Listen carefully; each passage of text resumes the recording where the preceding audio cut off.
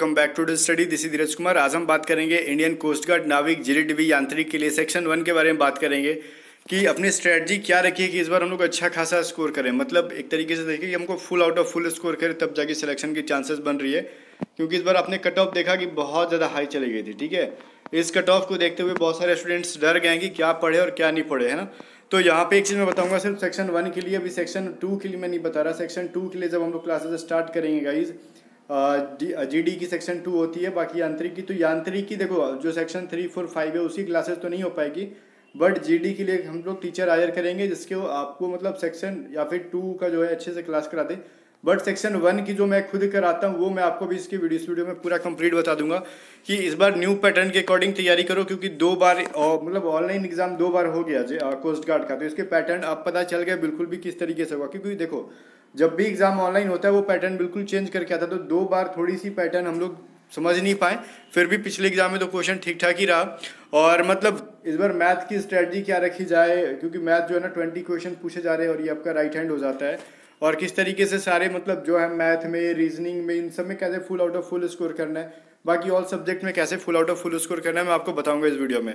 But इसको start करने से पहले एक चीज समझ लो कि अगर आप ऑनलाइन टेस्ट सीरीज लगाना चाहते हो navy, MR, SSR, double A, साथ में कोस्ट गार्ड एग्जाम के लिए भी अगर, तो आपको बेस्ट टेस्ट सीरीज मिल जाएगा परीक्षा ऐप पे। और परीक्षा ऐप का लिंक मैं आपको डिस्क्रिप्शन बॉक्स में दे दूंगा, ठीक है।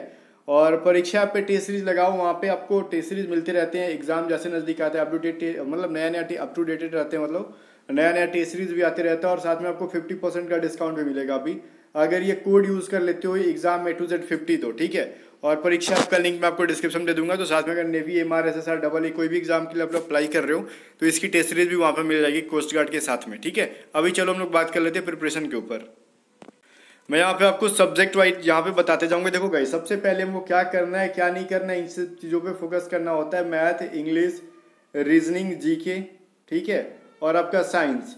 अब इसमें देखो सबसे कम क्वेश्चन आते हैं जीके के, और जीके पे हमको बहुत ज़्यादा टाइम नहीं देना है। एग्जाम के 1 महीने पहले जीके पढ़ना है, ठीक है, बट 4 महीने में यहाँ पे हमको क्या पढ़ना है और कितना पढ़ना है, सबसे ज़्यादा पढ़ना है जो मैथ पढ़ना है। ध्यान से सुन लो, मैथ के साथ आपको रीजनिंग बहुत ज़्यादा नहीं पढ़ना है। रीजनिंग बस प्रैक्टिस सेट करते रहना, और दिन में आधा 1 घंटा भी रीजनिंग पढ़ लिए वो सफिशियंट है, क्योंकि रीजनिंग के क्वेश्चन लगभग सारे बच्चे बना ही लेते हैं, ठीक है, जो एयरफोर्स की तैयारी कर रहे हैं या फिर जो न्यू बच्चे हैं उनको तो पढ़ना पड़ेगा। बट जो गाइस पहले से आपने पढ़ रखा है तो आपको रीजनिंग को भी बहुत ज़्यादा टाइम नहीं देना है, और रीजनिंग बस प्रैक्टिस करते करते सभी चीज़ें आ जाएंगी। बट जहाँ तक मेन चीज़ पढ़नी है आपको मैथ, इंग्लिश और साइंस पे बहुत ज़्यादा टाइम देना है, ठीक है, क्योंकि इनके क्वेश्चंस मोस्टली आपको पूछे जाते हैं।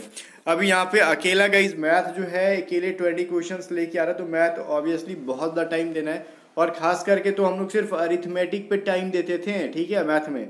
अभी हमको साथ में एडवांस मैथ, और देखो गाइस नया बैच स्टार्ट होगा 28 अक्टूबर के बाद, लाइक 28 अक्टूबर के बाद, मतलब समझ लो नवंबर में, ठीक है। 1 नवंबर या 2 नवंबर से हम लोग ट्राई करेंगे। मैं आपको बता दूंगा कि नया बैच कोस्ट गार्ड का जो स्टार्ट होगा उसकी टाइमिंग क्या होगी। और नया बैच में हम लोग पढ़ेंगे बिल्कुल भी मैथ को अरिथमेटिक से नहीं, एडवांस मैथ से स्टार्ट करेंगे पढ़ना, क्योंकि अरिथमेटिक लगभग आप लोग पढ़ ही चुके हो। फिर भी मैं रिवीजन कराऊंगा जब एडवांस मैथ खत्म हो जाएगा तब, ठीक है। अगर फिर भी आप खुद से पढ़ना चाहते हो तो कुछ मैं बुक्स आपको बता दे रहा हूँ। अगर एडवांस मैथ या फिर अरिथमेटिक्स की अगर आपको प्रैक्टिस करनी है, देखो गाइज मे बी ये बुक्स आपको हर जगह नहीं मिलती हो, बट आपको अगर अरिथमेटिक के लिए बात करूँ तो मैंने पढ़ा ही दिया है, बस प्रैक्टिस के लिए आप लोग बस प्रैक्टिस सेट ले लेना है। एडवांस मैथ के लिए अगर चाहते हो तो अमेजोन या फिर फ्लिपकार्ट पे आपको ना ये प्लेटफॉर्म नाम की एक बुक आती है, ठीक है, प्लेटफॉर्म पुस्तक है, ठीक है, रुक्मिणी पब्लिकेशन की। और प्लेटफॉर्म एक कोचिंग है और रुक्मिणी पब्लिकेशन की एक बुक आती है, उससे आप अरिथमेटिक वहाँ पे थ्योरी और क्वेश्चंस दोनों दिए गए हैं, वहाँ से पढ़ सकते हो, ठीक है। और अमेजोन पे आपको मिल ही जाएगा। चलो मैं ट्राई करता हूँ कि लिंक आपको डिस्क्रिप्शन में दे दूंगा अगर मिल जाता है तो, अदरवाइज लिंक नहीं अगर मैं दे पाया तो समझ लेना मार्केट में खोज लेना जरा, ठीक है। तो ये चीज़ आपको मिल जाती है तो सबसे बेस्ट है। और इसके अलावा मैं आपको सजेस्ट नहीं करूँगा कोई भी बुक, क्योंकि वो थोड़ा सा, अगर किसी बुक में थ्योरी है तो थ्योरी ना के बराबर रहती है, क्वेश्चंस भरे रहते हैं। बट ये बुक जो है प्लेटफॉर्म वाला बहुत ही बढ़िया है, क्योंकि बहुत सारे स्टूडेंट्स इससे पढ़ते भी हैं। तो गाइज ये अरिथमेटिक, और अरिथमेटिक के लिए तो कोई भी बुक यूज़ कर सकते हो, बट एडवांस मैथ के लिए वही करना। बाकी मैं जो पढ़ाऊंगा वो तो पढ़ाऊंगा ही। बट आपको मैथ पे यहाँ पे फोकस कितना करना है ध्यान से देखो। अगर 4 महीने डेली आप डेली 3 आवर्स मैथ पढ़ते हो, डेली 3 घंटे, तो आप ऑब्वियसली 20 में से तो 20 कैसे भी कर लोगे, ठीक है। और किस्मत खराब रहा तो ही 1-2 क्वेश्चन छूट जाएंगे, तो 18 मैथ तो कैसे भी सही कर लोगे, ठीक है। बट आपने अगर अच्छे से पढ़ लिया तो 20 में से 20 आपके सही होंगे ही होंगे, ये तो फिक्स है। और इस बार जरा अर्थमेटिक के साथ साथ, अर्थमेटिक को भी छोड़ना नहीं है, एडवांस मैथ पे बहुत ज़्यादा फोकस करना है, क्योंकि ऑब्वियसली आपने देखा इस बार कि एडवांस मैथ बहुत ज़्यादा भरे जा रहे थे एग्जाम में, और यही था जिससे कि बच्चों के मार्क्स बहुत कम भी आए, देखिए। ठीक है, अब इसके अलावा हमको रीजनिंग कैसे करना है, तो रीजनिंग जो गाइस मैंने पढ़ाया उसको कर लो, क्योंकि रीजनिंग उसके अलावा कुछ सिलेबस है ही नहीं, जो मैंने करा दिया वो सफिशियंट है। तो रीजनिंग 2021 का 2 प्लेलिस्ट है, ठीक है, एक reasoning verbal 2021, reasoning non verbal 2021, दोनों कर लो। जितने भी रीजनिंग होंगे आप आराम से कर लोगे। वहीं पे इंग्लिश के बारे में बात कर ले, देखो इंग्लिश के बारे में आप बहुत सारी बुक्स का नाम लेते हो, बट आपके पास कौन सा बुक्स है वो मैटर नहीं करता, कौन सा बेस्ट बुक है वो मैटर करता है, ठीक है। अब मैं आपको सजेस्ट कर रहा हूँ केडी पब्लिकेशन, क्योंकि मैं देखो पिछले 3 साल से यही बुक फॉलो करता हूँ। और मैं आपको बता दूं केडी पब्लिकेशन का वॉल्यूम 1 से ही मैंने, देखो मैं आपको एक चीज बता दूं कि एसएससी सीपीओ के प्री एसएससी सीपीओ जो हुआ था ना, एसएससी का सीपीओ वाला, तो मैंने प्री के टाइम पे भी वॉल्यूम 1 ही पढ़ा था, और मेंस भी दिया तो वॉल्यूम 1 ही पढ़ा था, ठीक है। मैंने वॉल्यूम 2 छुआ ही नहीं है, और 180 मार्क्स आए 200 में से, ठीक है, मेंस में इंग्लिश में। तो ये अच्छा खासा स्कोर रहा। और 20 मार्क्स कहाँ गए बोलोगे कि 20 मार्क्स क्यों नहीं आए, तो क्योंकि बहुत सारे वर्ड्स ऐसे आ जाते हैं कभी कभार जो आप कंफ्यूजन क्रिएट होते, तो वहाँ पे नेगेटिव मार्किंग है ना, तो मैंने रिस्क नहीं लिया, कुछ क्वेश्चन छोड़े, तो ऑलमोस्ट मेरे 180 मार्क्स आए, ठीक है। तो ये चीज़ समझ लो। और रुक जाओ, एक चीज़ मैं आपको और बता दूं, तो आपको वॉल्यूम 1 लेना है तो सिर्फ यही नहीं कि हमको केडी पब्लिकेशन पे टिके रहना है, ठीक है। तो केडी का वॉल्यूम 1 ले लो, सिर्फ ये ग्रामर के लिए बेटर है, ग्रामर के साथ साथ ईडियम्स आपके बेटर हैं, उसके अंदर वन वर्ड बेटर हैं, ठीक है। वन वर्ड ईडियम और वॉल्यूम 1 का जो ग्रामर है वो पढ़ लो, मतलब वॉल्यूम 1 के ही अंदर उसका सिनोनिम्स एंटोनिम्स आपके बस की बात अगर नहीं है, बहुत ज़्यादा है, बट ईडियम फ्रेजेस रोज 10-10 करके याद करोगे तो मतलब 500-700 होंगे, तो आप आराम से 2 महीने में ख़त्म कर लोगे, ठीक है। और बाकी के 2 महीने उसको रिविजन करना।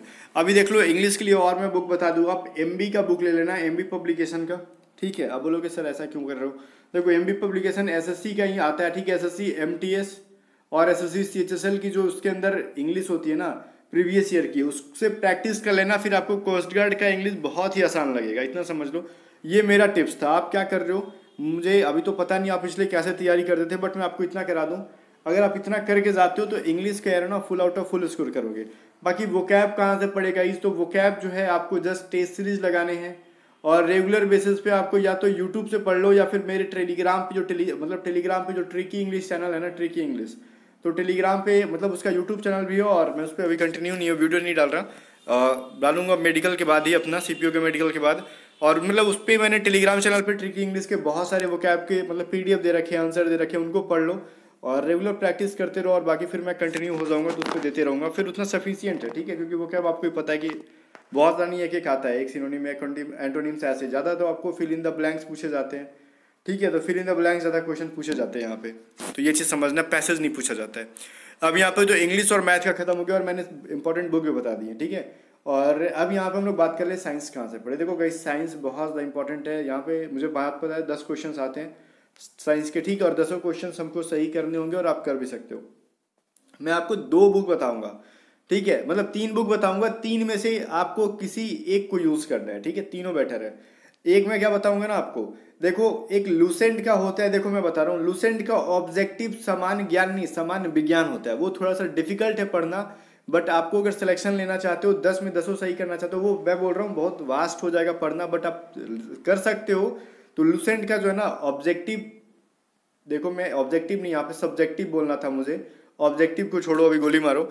लूसेंट का जो सब्जेक्टिव आता है ना, जहाँ पे पूरी सामान्य विज्ञान करके, उसमें जैसे पूरी जैसे हम लूसेंट सामान्य ज्ञान पढ़ते हैं ना, वैसे एक लूसेंट सामान्य विज्ञान है, जहाँ पे पूरा दम लिखा हुआ है, ठीक है, साइंस। वो थोड़ा सा पढ़ना तो मतलब लेंदी हो जाएगा, बट उसको आप अच्छे से पढ़ लेते हो, याद कर लेते हो, उसमें ऑब्जेक्टिव भी है सब्जेक्टिव भी है, तो फिर आपके साइंस छूटेगी नहीं। अगर ये बुक लूसेंट का नहीं हो पाता है, तो लूसेंट का जो ऑब्जेक्टिव आता है ना, सिर्फ वह ऑप्शनल क्वेश्चन होते हैं, जिसमें 4 ऑप्शन होंगे, और जैसे एग्जाम में आते हैं, उनमें से जितना साइंस है उसको रट लो, तो कम से कम 7-8 क्वेश्चन आराम से कर लोगे, ठीक है। अब गाइस देखो लूसेंट का अगर कर लेते हो सब्जेक्टिव, तो ये अकेले सफिशियंट है।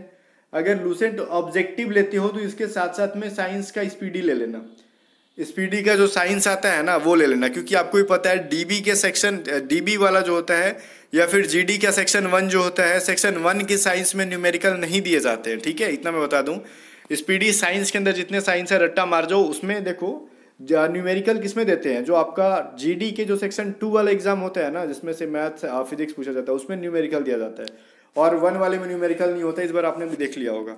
तो ये मैं बता रहा हूँ, इन 3 बुक्स में से आप लूसेंट का अगर सब्जेक्टिव ले लेते हो सामान्य विज्ञान तो अकेले सफिशियंट है, या फिर ये 2 बुक फॉलो कर लो, स्पीडी का साइंस, या फिर और इसके साथ साथ लूसेंट का ऑब्जेक्टिव, ये साइंस के लिए बहुत ही बेटर है। अब रीजनिंग कहाँ से करें? तो गाइस अगर रीजनिंग अगर आपको जबरदस्ती करना है, अगर मतलब बुक से ही करना, अगर तो बुक से मैं तो नहीं रिकमेंड करूंगा, मैं जो करा रहा हूँ बस उतना कर लो, ठीक है। मैंने जो करा दिया है और बहुत सारे पीडीएफ टेलीग्राम पे दिए, उतने कर लोगे तो भी रीजनिंग काम चल जाएगा। फिर भी कह रहे हो नहीं सर कोई बुक का नाम बताइए दो, तो एक एशियन का जो बुक आता है ना, वर्बल प्लस नॉन वर्बल, उसको ले लो, थोड़ा मोटा है, पैसा ज़्यादा लगेगा। बाकी प्रैक्टिस करते रहो, उसको तो ख़त्म नहीं कर पाओगे एग्जाम से पहले, ठीक है, बट उस रीजनिंग सारा हो जाएगा वहाँ से। आप बोलोगे सर जीके कहाँ से पढ़े, तो मैं कह रहा हूँ जीके के लिए देखो करंट अफेयर नाम का कोई चिड़िया आया नहीं था इस बार, एक भी क्वेश्चन करंट अफेयर से नहीं दे रहा था, ठीक है। और जीके जो दे भी रहा था तो वो आप बस लूसेंट जो जीके का बुक आता है ना, उसी में से पढ़ते रहो, मतलब मनमौजी, जब जो मन कर रहा है वो जीके पढ़ते रहो, और थोड़ा बहुत यूट्यूब से देख लेना, जो मैं लास्ट टाइम एग्जाम से पहले देता हूँ, क्योंकि 5 जीके का जो क्वेश्चन आते हैं उनमें से आप आसानी से कर लोगे, बहुत ज़्यादा डिफिकल्ट नहीं देते वो लोग जीके क्वेश्चन, ठीक है, मतलब नॉर्मली देते हैं, और इसके ऊपर बहुत ज़्यादा टाइम नहीं देना आपको। अगर इन पूरे प्रोसेस को आप पूरे 4 मंथ तक फॉलो करते हो, इन सभी बुक्स को फॉलो करते हुए 4 मंथ तक पढ़ लेते हो, तो सिलेक्शन आपका गाइस यहाँ पे फिक्स है कि होगा ही होगा, इतना समझ लो।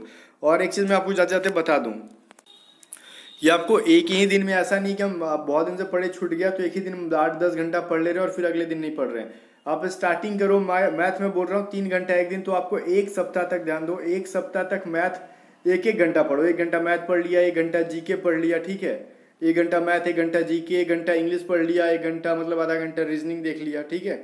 और जीके तो 1 घंटा मत ही पढ़ना, यहाँ पे साइंस कर लेना 1 घंटा, मतलब 4 घंटा पढ़ लो डेली 1 सप्ताह तक, ताकि आप पढ़ाई में आपका मन लग जाए, ठीक है। अगर एक ही मतलब स्टार्टिंग से ही 8 घंटा लेके बैठ जाओगे ना, तो फिर मुश्किल से 2 दिन करोगे, फिर कहोगे रहने दो यार थक गया मैं तो, ठीक है।